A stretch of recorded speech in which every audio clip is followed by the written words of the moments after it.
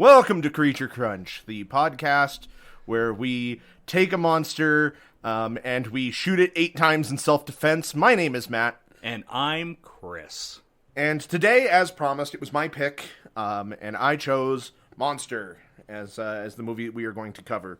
Yeah, that's the anime about the doctor who saves the life of a kid, and the kid grows up to be a serial killer.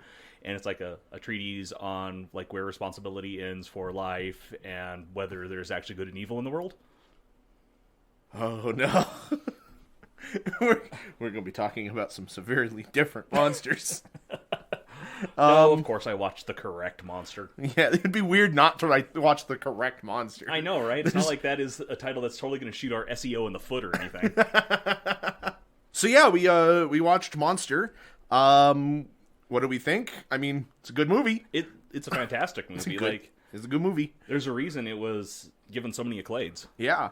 And it was a rarity in that we could actually watch this one on Netflix. I know, it was so nice not to have to rent or watch it on fucking Tubi or yeah. Vivo or something. I appreciate it. I Googled, I was like, where can I watch Monster? I Netflix? What? I knew that it was on Netflix because I always go through like everything and search it to see where some of our other movies were. Mm-hmm. And when I was looking up Love and Monsters, that came up. Oh, okay. So I was like, I know where I can watch this. Good. I was very, very pleasantly surprised. Yeah, I'm already paying for it for my folks, so I may as well get some use out of it my own damn self. So, if you're not familiar with Monster, I mean, it's a movie that, I mean, if you, I think everybody's at least functionally aware of this movie. At least our older audience might be.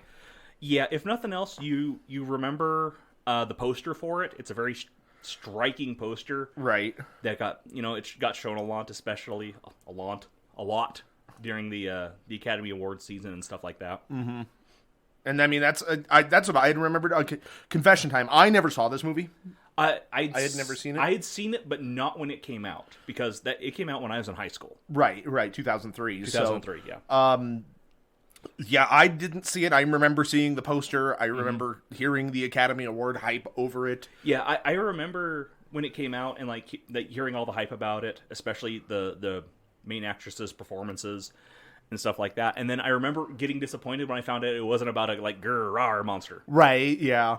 I knew it wasn't that. I honestly, I apparently had not done any, of my own personal research into the plot or the history behind this movie, because for the longest time, I thought it was about an abusive mother.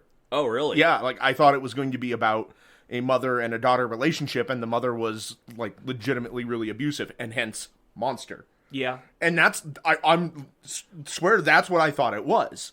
Yeah. I'm glad it wasn't that, because that would have been a lot more triggering. That would have been a depressing movie, and I hope we don't have to watch one like that. Yeah. And this one is... this one can be very triggering. There's definitely stuff in it. Yeah. It's a heavy movie, but... It is, but it's also a very realistic movie. Yeah. But it's based off of a true story, yep. So... Creature Crunch first, based on a true story. Yeah. I don't imagine we're going to get a lot of those. It depends on how many Amityvilles we do. Probably none, but... I don't know, we could do the one with the evil lamp. But still, this is our Creature Crunch first, that we know of, anyway. Some of those other ones may have been based off of something. We don't. I suppose so. I mean, Alien could have happened. Or could have happened. could have happened. Yeah. We don't know that. We haven't been up there yet. We're not driving space trucks. That we know. of. But do recommend the movie as long as you have the constitution for it. I do think we need a trigger warning. Definitely for this one. There's a lot of... all jokey ha-has aside. Yeah. No, trigger warning for... sexual abuse. Thank you, that's the word I was looking for. Murder. I'd say it's mostly the sexual abuse. Mostly the sexual abuse, because there is a pretty severe rape scene in this movie. Mm-hmm. Mentions of child abuse. Child sexual abuse. Abuse towards queer people. Psychological racial abuse. slurs. The R slur. Yep. In one scene. So, yeah. So keep that in mind. We like to have fun here, but we want to make sure everyone's safe. But I do recommend it. Definitely spoilers, although I don't... It's the feel of the movie that Right, you get, it's- not the spoilers. It's the vibes that are Yeah, going on. not- And like not the story. The main reason you're watching this movie is for the performances of the two main leads. Right, Like right. they are You don't watch it hoping that Charlize Theron's character will get out in the end or whatever. Yeah. Oh, I hope she gets busted for these horrible things. Yeah, or especially since by whatever. the time the movie had come out, Eileen Wuornos had already been put to death. So. Right, exactly. This was written and directed by Patty Jenkins in her first directing role.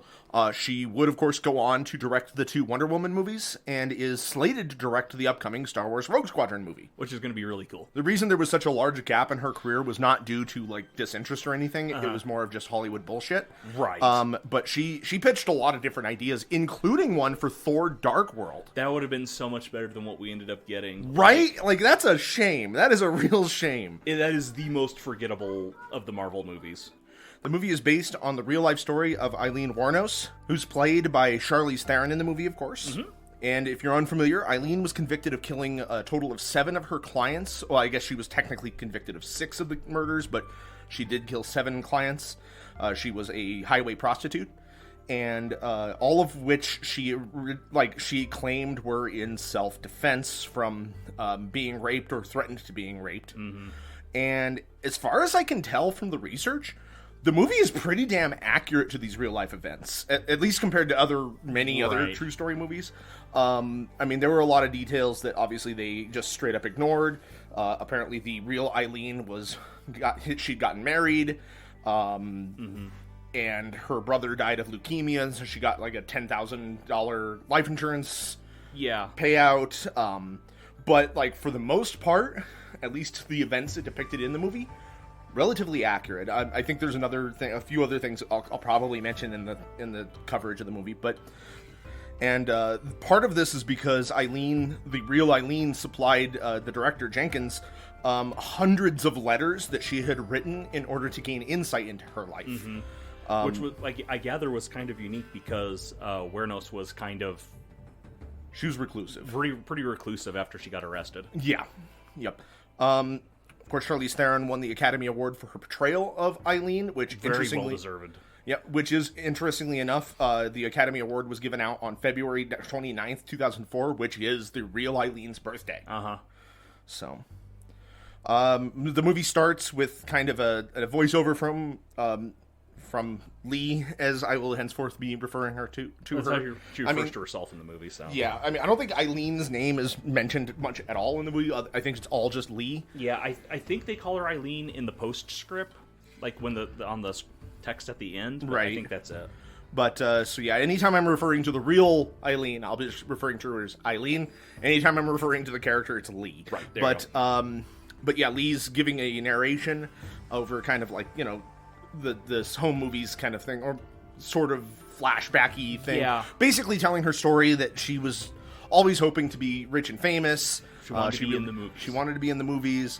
We are also kind of told through subtext that she started prostituting herself out at a very young age. We cut to a scene of her as an adult sitting under an underpass in the rain with a gun, but she ends up going to a gay bar instead for a cheap drink. Yeah. And this is where we are introduced to Selby. Selby is played by Christina Ricci, and she's amazing. Christina Ricci is one of my favorite actresses. She's great. I had the biggest. It was one of those things where, like, when I saw her in like the Addams Family and stuff, I couldn't decide if I wanted to date Christina Ricci or be Christina Ricci. It was very hard for me to decide. Yeah. See, I remember her more from Casper. Oh, and, yeah. like, she's adorable in that movie. Yeah. But Ricci is, Selby is based on Eileen's real-life girlfriend, Tyria Moore, but like this portrayal is almost entirely fictitious, Right. Because Moore requested not to have her real name or likeness in the movie and refused to give out any details to the filmmakers. Yeah. So beyond just the main like publicated events that happen in real life with Moore, the rest of this is all pretty much Right. fictional. It's drawn in kind of broad strokes from stuff that came up in the trial, and not, like, as a matter of public record, but her entire backstory and everything is made up whole cloth. Right. But Selby is at a gay bar, and she wants to buy Lee a drink, but Lee isn't gay. and vehemently not gay, as she. Yeah, she's pretty adamant about that. And Selby's got her arm in a cast. I don't think it's ever explained where she got that from. Like why her arm was broken. I didn't catch that in the movie. Hurt, like before, she was supposed to start a job and she got hurt like on the way to the job or something. I didn't catch it. Yeah, I don't think it ever actually says why she got hurt, or if it did, I totally missed it. Yeah, but Selby is okay with this. Selby's okay with Lee not being gay. She just wants to be friends. She just wants someone to talk to, and they be friends. Like they hit it off like immediately after that. Yeah, they drank all night, get real drunk, and get kicked out of the bar in the morning. Yeah, they get kicked out, and Selby offers Lee her place to stay the night or the rest of the night. That of what it is. Like I had a hard time believing that Selby was old enough to drink, just because Christina Ricci perpetually looks like she's around 18. Right. But yeah, no, I feel you on that. I definitely had that I think thought. she's actually like the same age I am, or maybe a little older at this point, but she looks super young. Of course, this is also in 2003. Well, I but know, but still. But yeah, they end up staying the night and again hitting it off, and we get more narration. And Lee is considering switching teams for Shelby. Yep. Even though so far Selby seems to Selby says that she wants to be a platonic relationship, but then she asks if she can touch Lee's face. She tells her how pretty she is, but Lee is like seriously starting to consider it. And Lee kind of determines that Selby might be a different reason to live. Yeah. Or she's got a new lease on life. Is this where she gives the monologue about the $5 that she had, or is that later? Yes. No, it's the $5. Okay. Yeah. It's an interesting little monologue where she had $5 that she got from, was it her last John, or was it like something? I don't know. From the last John or something? I think so. It was I said, God, I got to spend this $5. But when it's gone, so am I. So if you've got something for me in this life, you better bring it on. And there she was. We learned that Selby is, at least Selby's family is very religious. Yeah. I had a hard time pinning down what was going on, even through context clues in all of this. But the end story, from what I gather, is that Selby's parents disowned her after she came out as gay. Right. But they still want her to... They basically want her to not be gay anymore. They want to pray the gay away, as it were. Yeah. And but in the meantime, she moved to Florida to stay with her aunt. But it took me a while to pin down what exactly was going on. Her situation is like, it's not necessarily complicated, but most of it is told through either her interactions with her aunt's family, or in just little like comments that she makes to Lee. Yeah, and I had the damnedest time putting it together. Right. But regardless, Lee leaves Selby. Well, Selby goes to church, but they do agree that they want to meet again. Lee sneaks off into a self-storage place, trying to dodge the rent. But the owner's pretty chill. Yeah. Turns out he is one of the few like legitimately good people in this movie. Like he tries so hard. Yeah. Turns out this is Thomas, who's actually a friend of Lee. And Thomas is played by Bruce Dern, who is the father of Laura Dern and ex-husband to Diane Ladd. I am creating a web of links. We're going to be able to play like 5 Degrees of Creature Crunch here pretty soon. I was very excited to find that information. Yeah. But, and we see... Like, we see Lee bathing and dressing in a bathroom, in a gas station bathroom. But she ends up going to meet with Lee. She ends up going to meet with Selby at a roller rink that night. She's there with family, and they start bonding even more. I think this is when we learn that Selby was actually disowned by her parents, and that she's staying with her aunt. This is where we get the majority of Selby's backstory. Right. And they end up doing a couple skate, and they start kissing because, Lee has officially decided, nope, I'm at least bisexual now. Yep. So they end up making out in the alleyway, and Lee wants to get a room, but Selby's getting a little overwhelmed, so she decides let's just meet up the next day and pick up where we left off. Yeah. We cut to Lee working. She's out on the highway. She's got the strategy of hitchhiking and then showing a picture of her kid, or a picture of kids to the driver, and like, these are my kids. And that's actually something that the real Eileen did. Mm-hmm. It was a picture of her niece and nephew. Yeah, and she would claim them as her own, and and she would try to, she would do that. I'm trying to make enough money to get there. Can you help me out? Right, wink, wink. right. She decides that she wants to kind of get one more John out before meeting with Selby that night. They have another date. Mm-hmm. And this guy wants to drink and chat before getting down to business. And as they're kind of sitting there talking and going to be getting more and more awkward, as it already is, he loses his temper and hits her and kind of knocking her out and tying her up. Right. And thusly, we see that Selby thinks she's been stood up by this. But in actuality, of course, Lee is about ready to get raped and murdered. Yeah. But she does break free of him, of the bounds that he tied her in, and she shoots the ever-loving shit out of him. Yeah. Like, she puts a lot of rounds in him, which is, again, another detail that a lot of Eileen's victims had. They had a lot of bullet wounds. Right. Lee cleans herself up and leaves him out in the woods to go and see Selby. And... basically apologize for standing her up. Mm-hmm. She makes up a pretty lame excuse, but she's basically trying to plead to Selby not to leave to go to Ohio with her to her family. She just wants to give her 1 week. She's like, give me 1 week. We'll party. We'll have fun. And if by the end of the week you still want to go, I'll buy you a ticket. I'll take you there myself if I need to. Whatever. But just give me 1 week. And Selby, I guess, just so desperate for companionship, agrees. So desperate for companionship or just straight up in love, maybe both, just agrees.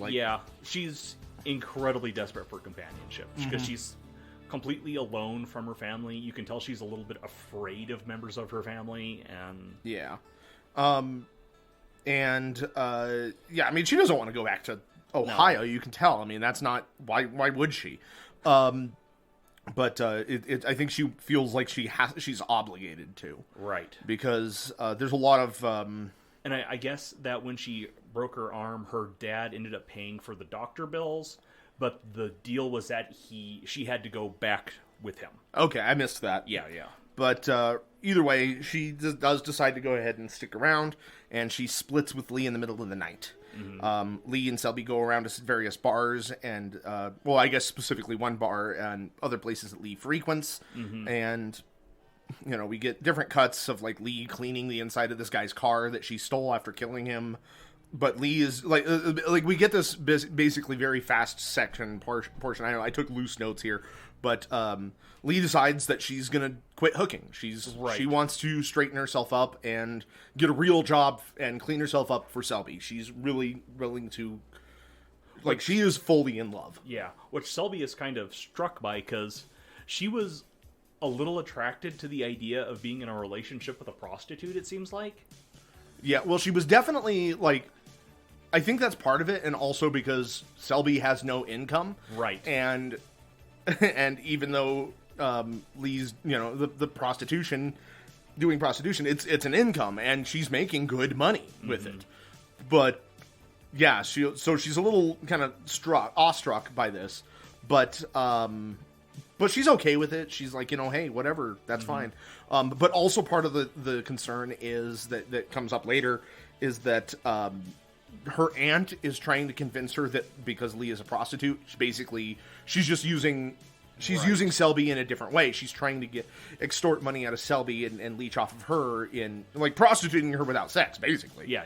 So, and Selby is it's a growing concern for Selby as time goes on. So, but Lee is just so head over heels at this point. She's riding cloud nine, but she has no plan. She's got no prospects. She's just whatever, it's fine. We'll figure it out. I'm super happy.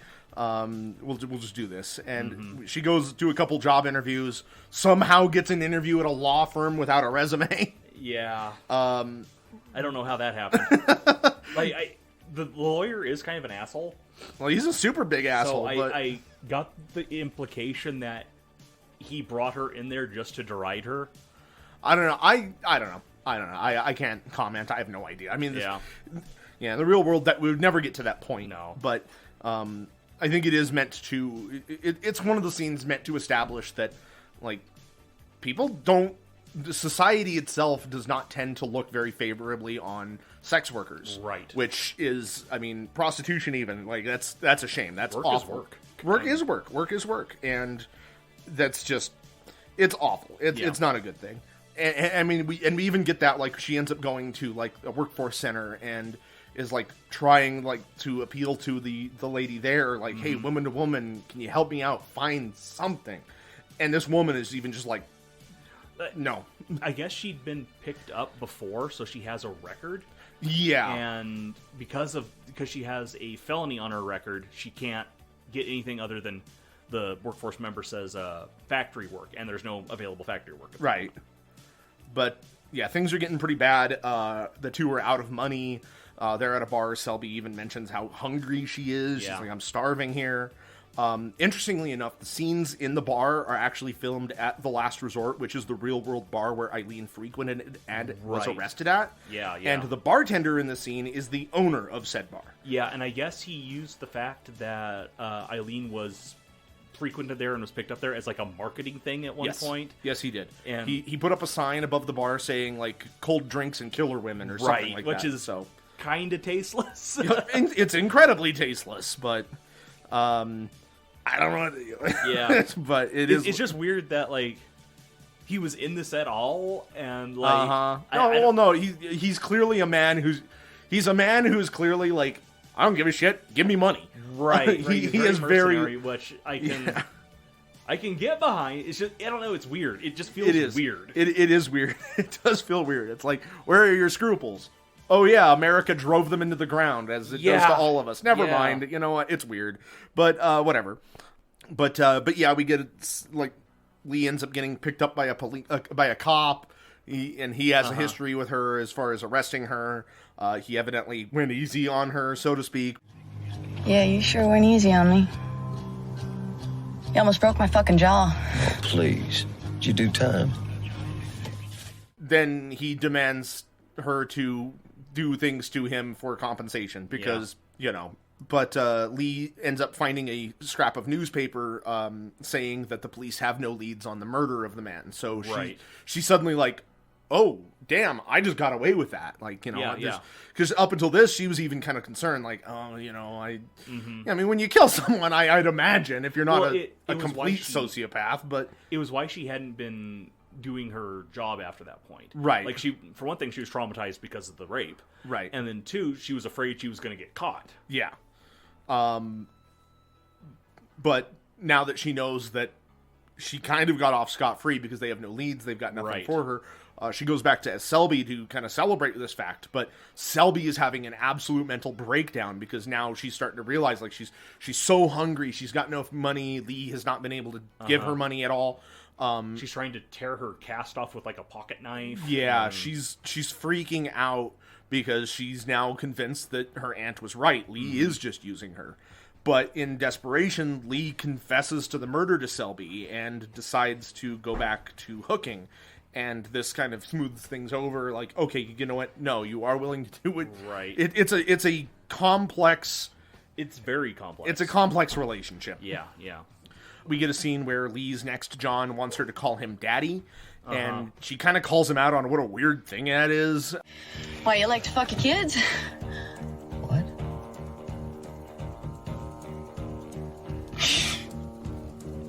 Shit, man. I'm just kidding with you. And that puts him off for a moment until she's just like, I'm just joking with you, and yeah, but she acts like she's into it. But she, at this point, decides, like, no, this man is scum. He needs to die. Right. So she shoots him, which, you know what? Whatever. Like, I mean, I know that's I had a lot of trouble with this because it's like kinks are tricky. It's one of those things where it's like, you don't want to come off as too cavalier because she is just murdering people. Yeah. But it's like, okay, the first guy, fuck that dude. Like, that dude 100% deserves what he got plus a little bit. Yeah. But this guy is just like, okay, he's kind of unsavory, but did he deserve to die for that? Yeah. I don't know. It starts treading a fine line that I do not care to tread. So I'm not smart enough. I wish I was a better, like, queer critic for this. I'm not. Yeah, and I just watch movies and make silly comments. I'm not good enough for this shit, man. She calls him a child molester, and if in the context of her mind, like, yeah, that's justified. But it's one of those things where I do think she is trying to justify it to herself. absolutely, Like, absolutely. Because under normal circumstances, like, I don't think she would like decide this guy needed to die. No, but he also, well, at the same time, he also triggers her because he says Right. one of the lines he gives her is the exact same thing that the previous guy did. Right. So, like, there's multiple layers, and I think you're yeah. right that she is just trying to justify it to herself. But Yeah.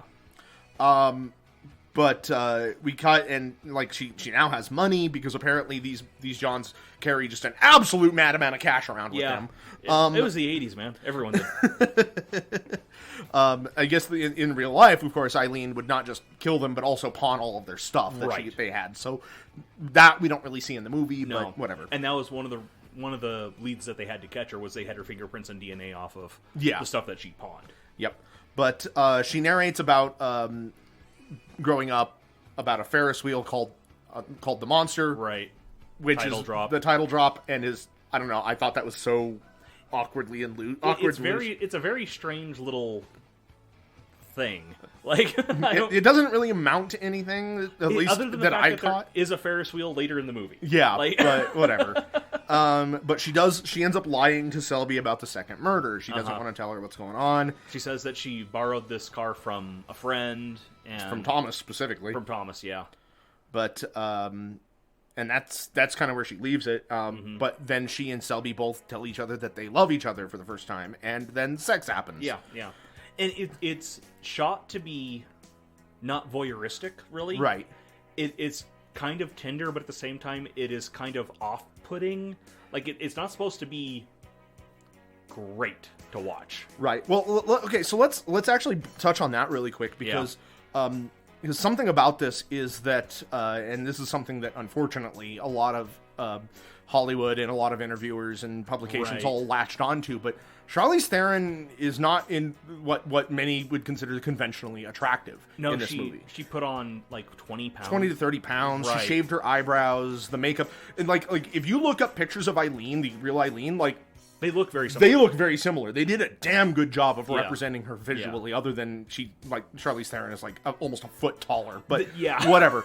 But yeah, like she's not conventionally Hollywood attractive. No. And unfortunately, a lot of places latched onto that, and Charlize Theron really got irritated with it. I imagine so, Because yeah. she was saying that after she won the Academy Award, nobody talked about her performance. They talked about that, and They she was just talked like about that. her putting on 20 pounds. It's like, yeah. which, I mean, Which is- justifiably upsetting. Yeah, I would be too. Also, her one of her oh god, I want to say it was a financist. Yeah, it was the financier of the movie. One of them. I know what you're talking about. He got really, really upset with Charlize Theron because he thought it was going to be this super sexy lesbian crime Right. drama movie. Yeah, and, like Bonnie and Clyde, but lesbians. yeah, and when he found out that it wasn't, and It was like a pretty in-depth character study. and really gritty and dark and not really glamorous. Yeah. He got really upset with it, and Charlize Theron apparently got really upset back. Yeah, again, just, like, justifiably let that dude so. have it. Yeah, and has not spoken to him since. Yeah. From when I was and I don't reading. think Patty Jenkins has either. Yeah, from what so, I understand. Yeah, and you know what? Good for Yeah, them. good. Fuck that guy. But anyway, so that's kind of what, like, the sex scene, like, we get nudity in this because of course we do, Yeah, and it's not super attractive nudity. No, The first time you see it, she's covered in blood. It's not and set to be titillating. It's No. just like, here is a person. Yep. Which, you know what, I appreciate this movie for. Yeah, God, it's really good. Like, I It is. love so much of this movie. It's weird. Like, one of the things I really love about this movie are the needle drops, like the background music that they use in all these scenes. Yeah. And the reason it's so good is because they had one of the people from Journey as the music director. Yeah, it was My brain. Steve Perry. Steve Perry, yeah. Duh. Yeah, Steve Perry was the music consultant. Yeah, He yeah. was the frontman for Journey. You know, now that they have money, they're going out to dinner. Lee's getting in fights with manager of the restaurant for smoking. Yeah. Well, it's because Selby is smoking. Yeah. And the manager's like, hey, you can't smoke in here. And Lee just freaks out and is like, she can smoke wherever she damn well pleases. I found a roach in my food and it was this big. Yep. Yeah, she's getting pretty full of herself and just like she doesn't care. Yeah, she's much more aggressive, like starting to become a little unglued, and she was already like barely glued. Yeah. But she goes out, does some more, jobs. She ends up getting with a guy with a real bad stutter, and she's trying to bring the dirty side. Like she wants a reason to kill him. Yeah, she's trying to invoke any kind of violence or aggression out of him, but and he's just, super timid and shy. So she gives him a handy. Yeah, she gives him a handy instead of a shooty. That next morning, Selby wants to go out early, but Lee is just wanting to sleep in because she had a long night. So Sel goes out in her car and goes to a bar. She makes some new friends. But Lee loses her shit because she's going out in a dead man's car. Dead man's car, yeah. Of course, Selby doesn't know that. No. But, Lee just goes off and is like, oh, this is my friend's car. I can't let just anybody drive it, and so on and so forth. But, of course, Lee's concerned about the car getting spotted right. and things going bad. Because, again, Lee has not told Selby what's going on. No. We get a scene where they're driving, and Lee is kind of sharing her story a little bit with Selby. We get a lot of her backstory, and Selby ends up wrecking the car, and they're forced to abandon it, right? Which actually happened, right.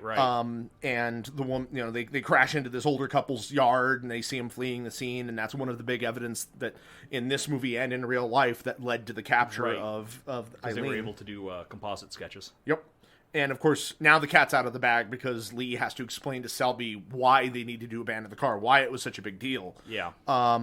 Selby goes and meets with her aunt basically to tell her, like, I'm leaving. I'm never going back to my dad. I'm done with this. We get some unfortunate word drops in some scenes, but... Well, it's just showing, like, once again, the hypocrisy of her aunt. It's just like... Yeah, so, like, her aunt drops the N-word and then immediately says that she's not racist. And it's like, ugh. But, well, in her mind, she isn't. Yep. Like, yeah. It's that whole thing, well, I can't keep track of what these people want to call themselves, and it's just like, okay, well... Yeah. Not that. Like... Right. You know saying that word's wrong. You know. You always knew. Yeah. But, yeah, we get another scene. Lee is, again, trying to get another John, but... she's trying to justify a reason to kill him, but she doesn't find anything other than the fact that he had a gun in his car. And when she decides, this isn't going to happen, she's like, no, he's going to kill me if I don't kill him. Yeah. So she ends up killing him, and then... Well, she leads him off into the woods. Mm-hmm. And he's, like, super pissed. He's like, oh, what are we doing? Going on a hike? And she tells him about, like, everything that happened to her, and he is starting to get freaked out. And... Yeah. And, so she shoots him, and then she's going through his stuff, and turns out he's a cop. He's a cop. Yep. Again, an actual event that happened. Right. She did kill a police officer, and when she discovers this, she's like, "Oh crap, this is really, really bad." Yeah. We see that after a certain amount of time, her actions have officially hit the news, and the detectives are officially on her trail. Yeah. They're putting these pieces together. The net is closing. Yep. We get a scene, and with every kill she does, it's less justified every time. And then finally, we get a scene where she picks a guy up, and she's doing her usual, like, these are my kids, let's make she's a thing. Completely drunk at this point. Yeah, like, she's barely getting words out. And he is, like, legitimately interested in helping her. He's like, no, yeah. I don't know what you're alluding to. I'm going to help you get to your kids. Yeah. And she decides, like, no, I need to get out of here. She freaks out, makes him pull over, and she's trying to get out of the car, and he spots her gun. Mm-hmm. And so she has to kill him. And evidently the actor, I didn't notate his name, but the actor almost didn't take this role because to him it invoked a lot of his own personal, like, it triggered him.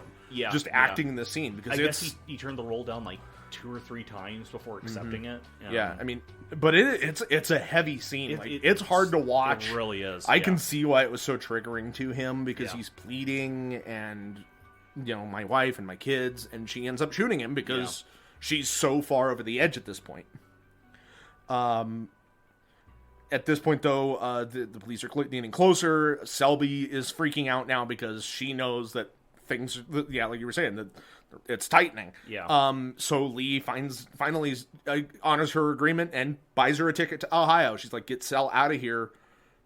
It's one of those scenes where you think that they're going to renege on the deal like at the last moment, and they're not going to. She's not actually going to go and stuff like that, but she does. Right, because Selby sees the police artist sketches on TV that the old couple supplied, and she's like, crap, they're not just looking for you, they're looking for me. Yeah. So in order to save Selby, like, get the hell out of here, Lee ends up ditching the gun in the river, trying to, like, I'm done with this. And we get a parallel of her under the underpass again, and then back at that bar getting drunk. We get Thomas shows up, and he's trying to also get Lee out, but... Well, first, like, she like, alludes to the fact that she's done things that are unforgivable and stuff like that, but she just wants Selby to be safe and stuff like that. Yeah. And Thomas is like... Because Thomas is a Vietnam vet. Yeah. And he says, like, no, you didn't do anything that's unforgivable. Like, we all did that. Like, everyone who's over there did that, so I know exactly where you're coming from. And just like the most understanding person under the sun at this point. Right.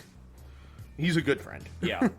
And then at the end, like, when she's super drunk, and she wants to stay at the bar because that way she can call Selby if she needs to. And Thomas tells her, like, okay, you're gonna go over that fence right now. I'll pull around with my car and we're leaving, because he knows that the cops are on their way. Yeah. And she just keeps refusing him, and he's just like, yeah, no, okay, she wants to stick around so that she can call Sel when Sel Yeah. gets to Ohio. But sure enough, the police arrest her. There were Yeah. 2 undercover cops. Again, and based off of the actual event, 2 undercover cops actually arrested her at that bar. Yeah. They were known as Bucket and Drums. all right then. I had to notate that. Bucket and Drums. That was Bucket and Drums were their undercover names. Weren't those 2 of Piccolo's henchmen in the original Dragon Ball? Yes, they were. These 2 cops were actual Dragon Ball Z fans or Yeah. original Dragon Ball fans. Yeah. And one of them was a pterodactyl man. Although I did miss the episode where Piccolo puked up a kid and was like, "Yeah, you're just Bucket." Anyway. Well, it wasn't the one he didn't like. He just got drunk. He's just like, okay, I got drum. What's another percussion instrument? All right, you can play music on a bucket. You're Bucket. In the movie itself, one of these undercover cops is played by Kane Hodder. Oh, really? Who's a stuntman known Yeah. for playing Jason Voorhees in a lot of the later Friday the 13th movies. I did not know that was him. Yep. I don't know if he's Bucket or Drums, but... Hope he's Bucket. But, yeah... Mr. Bucket. Balls pop out of my mouth, Mr. Bucket. My God. Arresting Charlie Theron's what I'm about. Mr. Bucket. Wow. So that's King Piccolo's offspring Bucket is actually So Mr. Mr. Bucket, who's played by... By Kane Hodder, yes. Kane Hodder. Who's actually Jason Voorhees. As he takes Manhattan. Oh my God. Lee calls Sel from prison. Selby's freaking out. And we find out that Sel is trying to get Lee to confess over the phone. Lee's kind of getting clued into this because she's asking weird questions. Right. And then Sel, the 2 of them ask, like, Lee asks, like, where's the money? And Sel's like, what money? What are you talking about? And that clues Lee into what's going on. Uh-huh. So Lee then decides, you know what? I'm taking the fall completely. She's like, she basically confesses to the murders over the phone, and It's shot very well in this part because you see Lee on the prison telephone, and then you see Sel in like a very close-up shot talking on the phone. and she's clearly at her aunt's house. Right. But as the scene goes on, and well, as soon as Lee is clued in, the camera kind of It shifts like, over shifts over and- and zooms out, and you see all the police in the background tapping the wires and Yep. recording and stuff. Yep. Because, and again, this really happened. Moore actually went, she went to the police, and for amnesty in the entire case, agreed to try to get Lee to confess. Right. And so, of course, we get a scene, the end scene, very, very brief, of, Lee is at trial. Most of it's shot, I think, during a Lee voiceover. Yeah.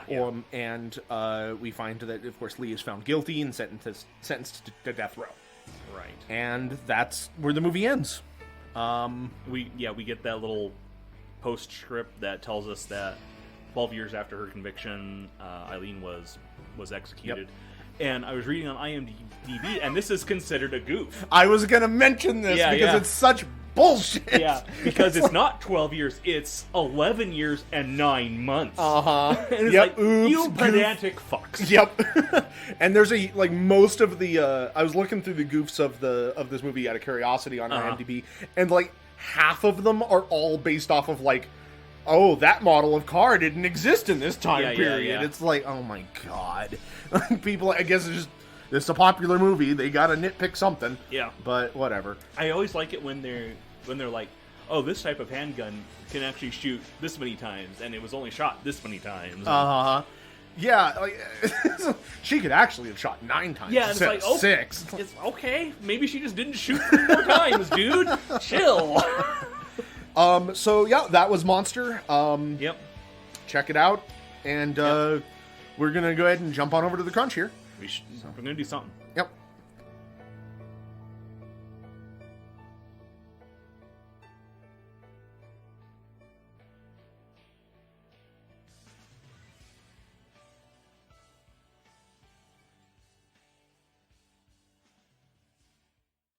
I'm Mr. Bucket, the boss provider my mouth. I'm Mr. Bucket, a ball is what I'm about. I'm Mr. Bucket, we're all gonna run. I'm Mr. Bucket.